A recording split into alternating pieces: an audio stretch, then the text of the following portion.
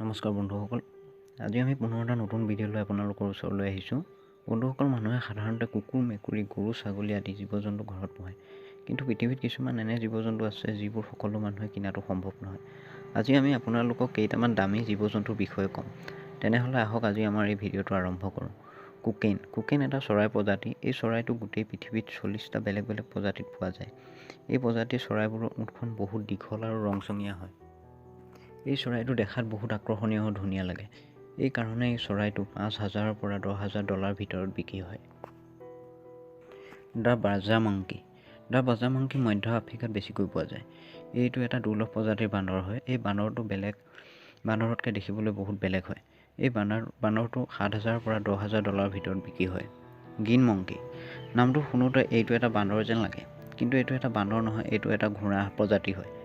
এই ঘোঁৰাটোৰ দাম বজাৰত $16 মিলিয়ন হয়। লেভেণ্ডাৰ এলবিনো বয় পাইথন। এই সাপটো দেখিবলৈ বহুত ধুনীয়া হয়। এই কাৰণে কিছুমান মানুহে এই সাপটো ঘৰত পোহপালনো কৰে। এই সাপটোৰ দাম $40,000 হয়। টাবাটিক মেষ্টিফ এইটো এটা কুকুৰৰ প্ৰজাতি হয়। এই কুকুৰটো দেখাত সিংহৰ দৰে লাগে।